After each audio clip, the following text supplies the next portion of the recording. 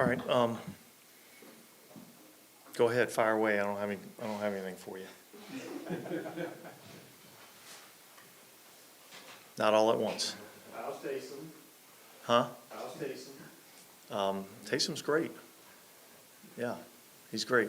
He'll be listed as questionable on the injury report. And then we'll see how he does over the next couple of days. Was he more close to limited? A game time decision? He was limited again today. More of a game time decision kind of thing? Yeah, I don't know. I mean, if he's able to go, he'll be out there, that's for sure. How often do you come across a situation like with Taysom where if he were to miss, you're kind of missing somebody at several different positions and things like that? Is that unique when it comes to Taysom? Yeah, he does so many different things for us, and so, it's not like you just have one guy that goes in and does his role. It takes a bunch of guys to do his role, so yeah, he's obviously an important part of what we do. Do you see any benefit from practicing against this offensive scheme for your defense this summer as opposed to, trying to stop the run, they run the ball so well? Does that help your team? Well, look, yeah, there's a benefit to going up against an offense like this with so many, shifts and motions and things like that. So yes, in that regard. Not necessarily against this team because it's a totally different type of run scheme. This is unique in that what they do and having the ability for the quarterback to run with the football makes it a different kind of challenging. So run defense is run defense, though. It's all about, understanding where your fit is. It's all about eliminating space in the defense. And so from that standpoint, that was beneficial for us this summer. Is spying the quarterback a practice that you actually see a lot across the NFL, or is that more one of those kind of halftime adjustments? No, I think it's something that you see against mobile quarterbacks. You see, and everybody talks about spying the quarterback. Spying the quarterback's great, but whoever's spying the quarterback's got to be able to get him on the ground. There's a technique that's involved in that, and so it takes some practice at being able to do that. So, but it's certainly something that you see teams utilize every now and then, in particular. Well, when you're facing a mobile quarterback. You guys are healthier now than you were week one. Jason, but what are your thoughts on the way you guys have been able to progress in the last couple weeks from a health standpoint? Yeah, I think you're going to go through times in the season where you're banged up. There's going to be times in the season where you're particularly healthy. We're starting to get some guys back that were out. Guys are starting to come back and practice and work, but it's constantly evolving each and every week. This is a physical game that we play, so look, you just got to be able to adjust, and I think, hopefully we have the good fortune of not having to deal with too many injuries. Going back to the spy, the fact that you have three linebackers that are versatile and have speed up and down the lateral, how beneficial is that to switch up the spy with coverage or containment? Yeah, well, you have to have some speed to execute a spy if that's what you're going to do. Because typically you're doing that versus, like I said, mobile quarterbacks that can run. This guy's unique in that not only can he run, but he's big, he's strong, he's powerful. He's a hard guy to get down on the ground. So, but yeah, I would say having some speed would be something that you would need to be able to spy. Devonta Smith will most likely be the top receiver this week if A.J. Brown is out. What have you seen from him so far that's allowed him to have success? Yeah, look, I think he's highly competitive at the ball. I think he's got good speed. I think he's an outstanding route runner, savvy route runner, so he understands how to get open.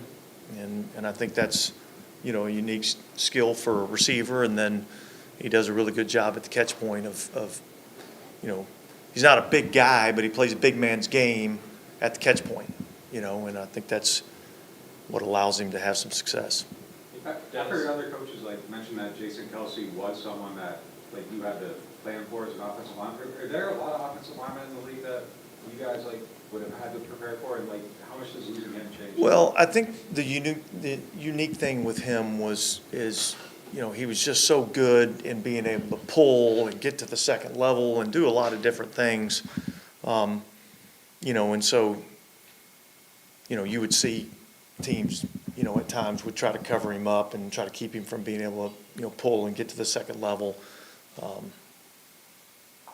But yeah, I wouldn't say there's a lot of offensive linemen that you're necessarily game planning for. You know, you're always paying attention to the matchups, but I wouldn't say that you're game planning for other than, you know, if we're trying to get a particular matchup, you know, more often than not in a passing situation. Are they a lot different without him, or has it changed a whole lot? Or? Well, look, I mean, I think Juergens is a good player. You know, he's a young player. He's you know, playing a different position than where he played at last year. So I'm sure there's some, call it growing pains, I guess, with playing that, you know, changing positions or whatever. But I mean, it'd be crazy to think it didn't affect him at all, to think you lose a Hall of Fame player and, you know, it doesn't affect you. And the center is, you know, he's involved in a lot in terms of the communication and making sure people are going to the right people. And so it's probably a better question for them to answer. And yet I got to assume that, you know, if you lose a Hall of Fame center, it probably affects you. Dennis, when the dome gets to be the dome, you know, when people are really into it, does that change what you can do as a defensive play caller? And do you find yourself maybe like tapping into that advantage mid-game sometimes? Yeah, I don't think it, you know, it's something that you tap into in terms of changing a scheme or a game plan or whatever the case may be. I definitely think that the dome has an effect in a lot of different ways. It has an effect on our opponent in that it's hard to hear. So it's hard to make adjustments or hard to make checks. You're going on a silent cadence generally, you know. So I think that's, you know, challenging for the offense. I think it provides a little burst of energy for us, both, you know, offensively and defensively when the crowd's working like it is. Now it's a challenge defensively too, you know, in terms of making checks and communications and things like that. I mean, anything you're trying to do verbally is just as hard for the defense as it is for the offense. So I think as we do that, we kind of got to pay attention to, you know, when we're putting a game plan together, we got to kind of pay attention to how much we're, you know, trying to make adjustments and stuff. Yeah, when you're going up against a team with someone on the roster you might refer to as an instigator, particular talent in drawing. Is there a particular guy you're talking about? Is that something you have to spend a little more time in the week on, like outside of the game? Like, hey, Yeah. I mean, we got to make sure we discuss it, and you know, we can't get involved in any type of, you know, extracurricular activities. Does it make it easier to do that or harder because they all like know him so well? Well, we still haven't said who that him is, so. General question. Yeah, I think once you get in between the white lines, I mean, you're just competing and you're playing football, so I don't think that's really a factor. Landon Young's foot, anything to be concerned with right now? Well, I don't think long-term it is. Now, status for the game maybe, you know, but I don't think long-term that's any sort of issue. Is that the same foot, like related to the foot issue from a few years ago? You know what, I don't recall.